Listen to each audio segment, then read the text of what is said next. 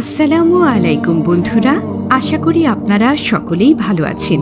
চলতে ফিরতে দুই শব্দের দোয়াটি পড়লে অর্থ সম্পদের অভাব থাকবে না। বিস্মিত হয়ে যাবেন। আমি আপনাদেরকে অনুরোধ করব ভিডিওটি একেবারে শেষ পর্যন্ত দেখার জন্য। এখনই একটি লাইক করে দিন, কারণ আজকে আমাদের ভিডিওর লাইক টার্গেট রেখেছি 10,000 লাইক। আশা করি আপনারা পূরণ করে দেবেন। তো চলুন শুরু করি। দর্শক, দোয়াটি যদিও ছোট দুইটি শব্দের, কিন্তু এর আমল করলে অনেক উপকৃত হবেন। আর তার মধ্যে উল্লেখযোগ্য 4টি উপকারিতার কথা আমি প্রথমে আপনাদেরকে জানাবো। 1 নম্বর উপকারিতা হলো সংকীর্ণতা দূর হয়ে যাবে। আমরা অনেকে কামাই রোজগার করি। যারা ব্যবসায়ী তারা ব্যবসা বাণিজ্য করি, আর যারা কর্মজীবী তারা চাকুরি বাকুরি করি এবং নানাভাবে কাজ করে টাকা পয়সা উপার্জন করে থাকি। কিন্তু টাকার মধ্যে কোনো রকম বরকত থাকে না। এমন অনেক পরিবার আছে যাদের একদিক দিয়ে ইনকাম হয় এবং অন্য দিক দিয়ে ব্যয় হয়ে যায়। অনেকে লেখাপড়া শেষ করেও চাকরি পায় না। আবার অনেক মানুষ অনেক উপার্জনের পরেও প্রতিনিয়ত সংসারে অভাব অনটন লেগেই থাকে। আবার অনেক পরিবারকে দেখা যায় দিনদার নেককার বান্দারা ভরপুরে থাকে প্রতিনিয়ত, আর সবসময় আল্লাহর ইবাদতে মশগুল থাকে। আর তারা মাসে 10 থেকে 12,000 টাকা ইনকাম করেও খুব সুন্দরভাবে জীবনযাপন করছেন।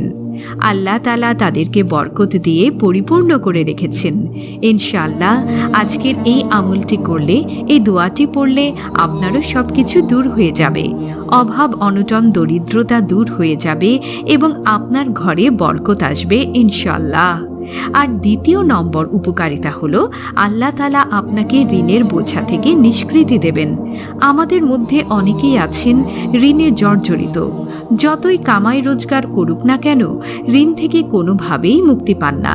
তারাও এই আমলের উসিলায় ঋণ থেকে মুক্তি পাবেন ইনশাআল্লাহ। প্রিয় দর্শক, আর 3 নম্বর উপকারিতা হলো আল্লাহ তাআলা আপনাকে এমন এমন দিক থেকে রিজিক দান করবেন, এমন স্থান থেকে রিজিক দান করবেন যা কল্পনাও করতে পারবেন না। অকল্পনীয়ভাবে রিজিক দান করবেন এই দোয়াটি যদি আপনি পাঠ করেন। দর্শক, রাসূলুল্লাহ সাল্লাল্লাহু আলাইহি ওয়াসাল্লাম বলেছেন, তোমরা জানো না আল্লাহ তাআলা চাইলে তোমাদের সেভাবে রিজিক দিতে পারবেন, যেমনি ভাবে একটি পাখি ভোরবেলা তার বাসা থেকে খালি পেটে বের হয় আর সন্ধ্যায় ভরা পেটে তার নিরে ফিরে আসে। তিরমিজি হাদিস নং 2344। ঠিক একইভাবে আল্লাহ তাআলা চাইলে দোয়ার বরকতে আপনাদের এইভাবে দিতে পারেন।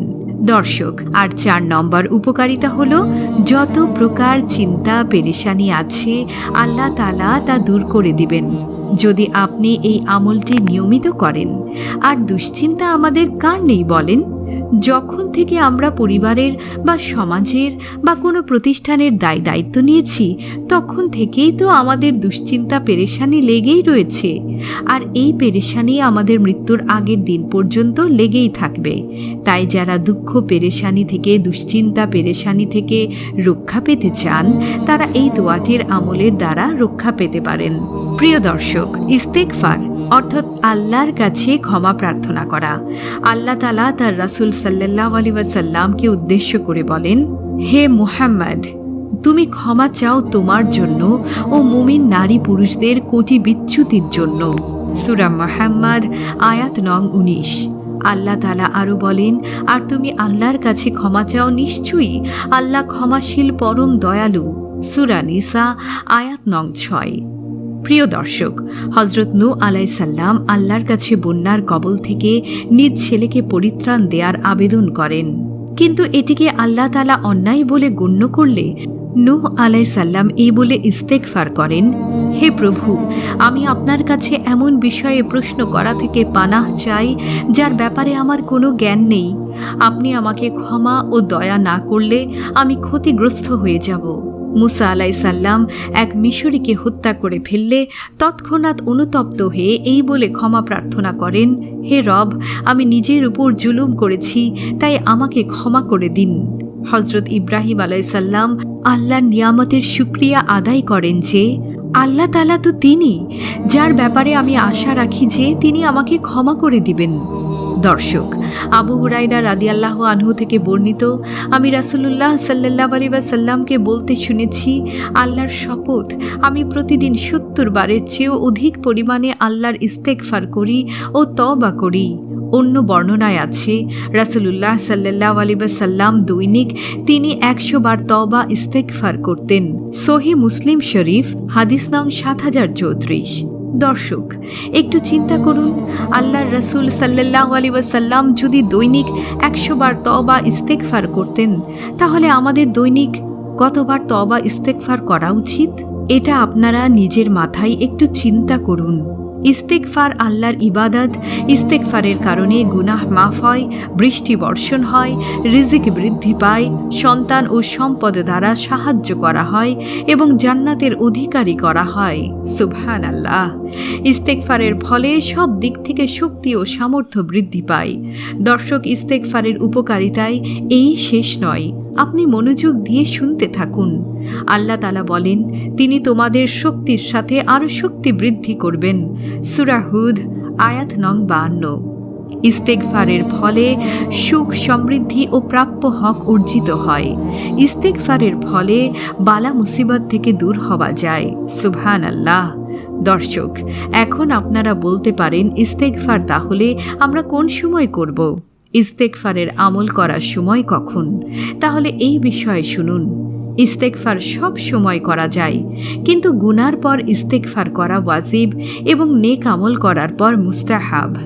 যেমন সালাত শেষে ৩ বার ইস্তেগফার করা, হজ শেষে ইস্তেগফার করা ইত্যাদি। তবে সাহরির সময় ইস্তেগফার করা বেশি ফজিলাতপূর্ণ এবং মুস্তাহাব, কারণ এ সময় ইস্তেগফারকারীদের আল্লাহ তাআলা বেশি প্রশংসা করেছেন। দর্শক, নারীদের জন্য ইস্তেগফার করার গুরুত্ব আল্লাহ তাআলার রাসূল সাল্লাল্লাহু আলাইহি ওয়াসাল্লাম বলেছেন, নারীদের জন্য ইস্তেগফার করা খুব জরুরি। নবী করিম সাল্লাল্লাহু আলাইহি ওয়াসাল্লাম নারীদের কাছে এসে বলেন, হে নারীগণ, তোমরা সাদকা করো, বেশি বেশি ইস্তেগফার করো, কারণ তোমাদের অধিকাংশকেই আমি জাহান্নামের অধিবাসী দেখেছি। তাদের মধ্যে এক নারী বলে উঠল, আমাদের অধিকাংশ জাহান্নামী হওয়ার কারণ কি? তখন আল্লাহর রাসূল সাল্লাল্লাহু আলাইহি ওয়াসাল্লাম বললেন, তোমরা অধিক মাত্রায় অধিসম্পাদ করো বা তোমরা বেশি লানত করে থাকো এবং নিজ স্বামীদের প্রতি অবজ্ঞা প্রদর্শন করে থাকো। তোমরা বুদ্ধি ও দীনদারিতে দুর্বল হওয়ার পরও বিচক্ষণ সচেতন পুরুষদের বেবাকও বানিয়ে দেবার জন্য তোমাদের চেয়ে অধিক পারদর্শী আমি আর কাউকে দেখিনি। সহিহ বুখারী শরীফ, হাদিস নং ৩০৪। ইবনে আব্বাস রাদিয়াল্লাহু আনহু থেকে বর্ণিত, রাসূলুল্লাহ সাল্লাল্লাহু আলাইহি ওয়াসাল্লাম ইরশাদ করেছেন, যে ব্যক্তি বেশি বেশি ইস্তেগফার করবে, আল্লাহ তাআলা তার সব সংকট থেকে উত্তোলনের পথ বের করে দেবেন। সুবহানাল্লাহ। এবং সব দুশ্চিন্তা মিটিয়ে দেবেন এবং অকল্পনীয় উৎস থেকে তার রিজিকের ব্যবস্থা করে দিবেন। সুবহানাল্লাহ।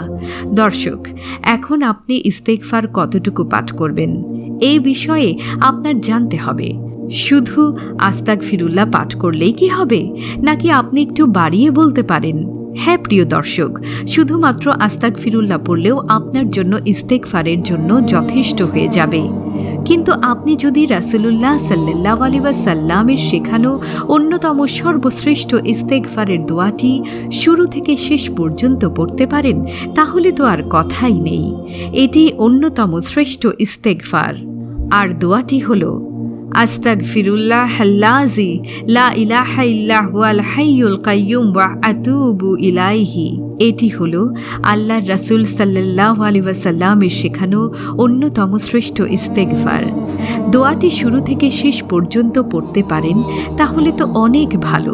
দর্শক, আমি আবারও বলছি, আস্তাগফিরুল্লাহাল্লাযী লা ইলাহা ইল্লা হুয়াল হাইয়ুল কাইয়্যুম ওয়া আতুবু ইলাইহি। এর অর্থ হলো, আমি আল্লাহর কাছে ক্ষমা চাচ্ছি, তিনি ছাড়া আর কোনো উপাস্য নেই, তিনি চিরঞ্জীব, তিনি নিখিল সৃষ্টির পরিচালক, আমি তার কাছেই ফিরে যাব। বিশিষ্ট সাহাবী হযরত যায়েদ রাদিয়াল্লাহু আনহু তিনি বর্ণনা করেন, নবী করিম সাল্লাল্লাহু আলাইহি ওয়াসাল্লাম ইরশাদ করেছেন, যে ব্যক্তি এই দোয়াটি পাঠ করবে তার জীবনের সব গুনাহ মাফ হয়ে যাবে। সুবহানাল্লাহ। দর্শক, নিশ্চিতভাবে কোনো বান্দা এইভাবে তওবা করলে আল্লাহ তাআলা তাকে কখনো ফিরিয়ে দেবেন না ইনশাআল্লাহ। দর্শক, আর ভিডিওটির শুরুতে যে 4টি উপকারিতার কথা আমি বলেছি, আপনারা এই দোয়ার মাধ্যমে তা অবশ্যই অর্জন করতে পারবেন ইনশাআল্লাহ। এখন আপনারা প্রশ্ন করতে পারেন, এই আমলটি কতবার কখন করব?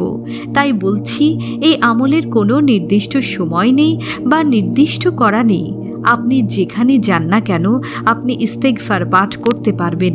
আপনি চলতে ফিরতে সব সময় এই আমলটি করতে পারবেন এবং আপনার কলব থেকে যেন সব সময় আস্তাগফিরুল্লাহ আস্তাগফিরুল্লাহ এই শব্দটি উচ্চারিত হয়, বা আল্লাহর রাসূলের ইস্তেগফারের আমলটি করবেন। আপনি কোনো গুনাহে লিপ্ত হলে ইস্তেগফার পাঠ করলে আল্লাহ তাআলা আপনাকে সকল প্রকার গুনাহ থেকে ক্ষমা করে দিতে পারেন ইনশাআল্লাহ। দর্শক, তো ইস্তেগফার আমি আপনাকে দুইভাবে বললাম। এক হলো শুধু আস্তাগফিরুল্লাহ, আরেকটি ইস্তেগফার হলো আস্তাগফিরুল্লাহাল্লাযী লা ইলাহা ইল্লা হুয়াল হাইয়ুল কাইয়্যুম ওয়া আতুবু ইলাইহি। এটি আপনারা হাঁটতে চলতে অফিসে কাজে সব সময় এই ইস্তেগফারটি পাঠ করবেন। আর যে 4টি উপকারিতার কথা বলেছি তা আপনারা অবশ্যই পাবেন। দর্শক, তো এই ছিল আজকের ভিডিওটি।